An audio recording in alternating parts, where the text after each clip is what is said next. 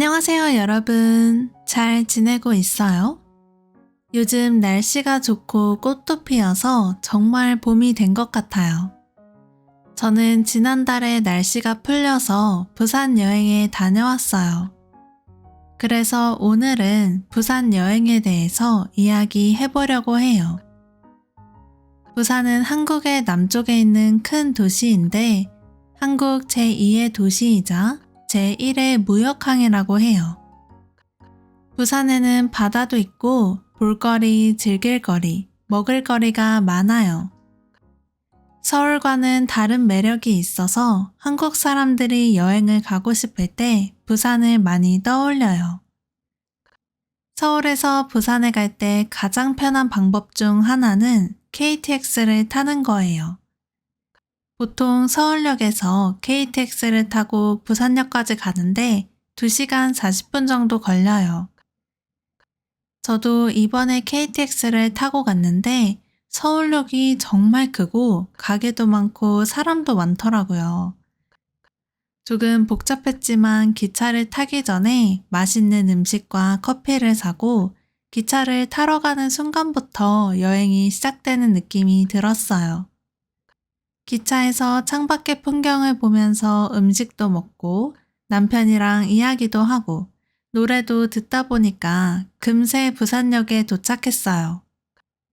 부산에 도착한 날 사실 서울은 조금 쌀쌀했는데 부산은 따뜻해서 정말 부산에 왔다는 게 실감이 났어요. 부산역 주변에는 버스랑 택시도 많고 지하철도 있어서 여러 관광지로 바로 갈 수 있어서 편했어요.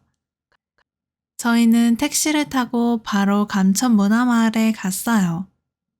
감천문화마을은 산비탈에 작고 알록달록한 집들이 모여있는 곳이에요. 집들이 산비탈을 따라 층층이 있어서 멀리서 보면 그림처럼 보이더라고요. 골목길을 따라 걷다 보면 벽화도 있고 작은 가게와 카페도 있고 사진을 찍기 좋은 장소도 많아요. 사실 이 감천문화마을은 한국전쟁 이후 피난민들의 힘겨운 삶에서 시작된 마을이에요. 한국전쟁 때 부산으로 내려온 피난민들이 이 지역에 모여 살기 시작했어요. 산비탈에 집을 지어야 했기 때문에 집들이 계단처럼 층층이 놓였고 골목도 좁고 복잡하게 이어졌어요. 나중에는 이 마을의 특색과 역사적 가치를 살리기 위해 지역 예술민들과 마을 주민들이 함께 마을 미술 프로젝트를 진행했어요. 이 프로젝트가 감천문화마을을 지금처럼 예술과 관광이 함께 있는 공간으로 바꾸는 중요한 계기가 되었어요. 그리고 감천문화마을에서 정말 유명한 어린 왕자와 사막여우 조형물도 이런 흐름 속에서 만들어졌어요.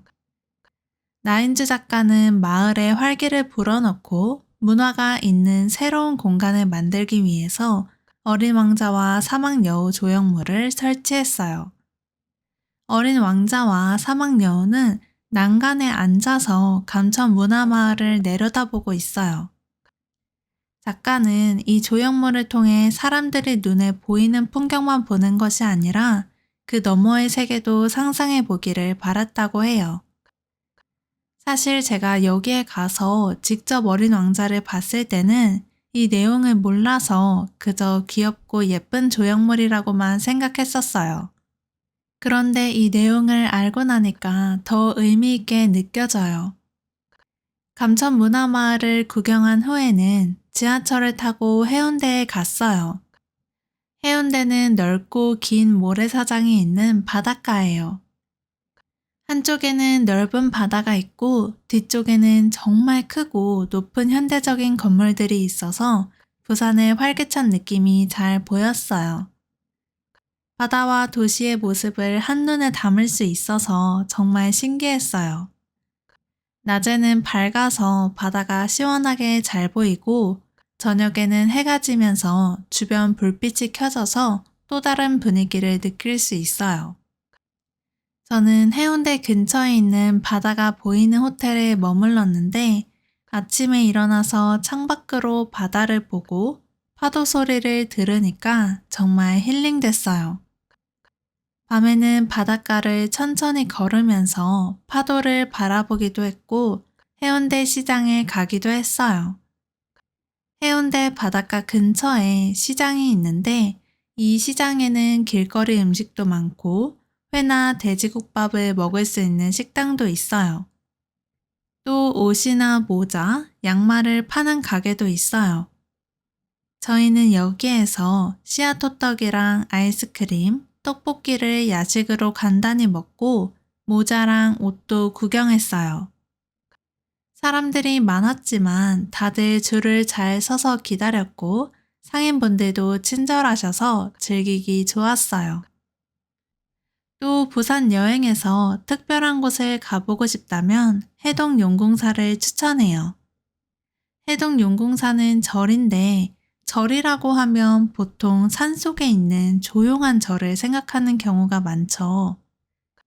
그런데 이 절은 바다 바로 옆에 있어서 절을 구경하면서 바다도 보고 파도 소리도 들을 수 있어요. 여기에서 조금 더 안으로 들어가면 계단이 나오는데 이 계단을 내려가면 절의 지붕과 푸른 바다가 함께 보이기 시작해요.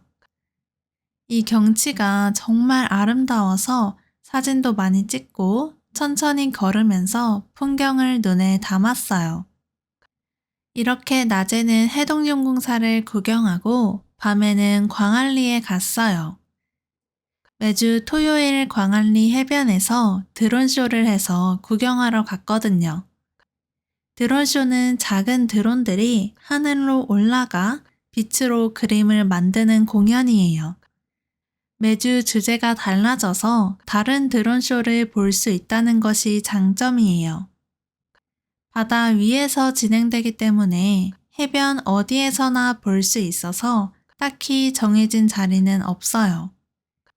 제가 갔을 때는 사람들이 모래사장에 돗자리나 옷을 깔고 앉아서 보거나 서서 보고 있었는데 너무 복잡하지 않고 분위기가 정말 좋았어요.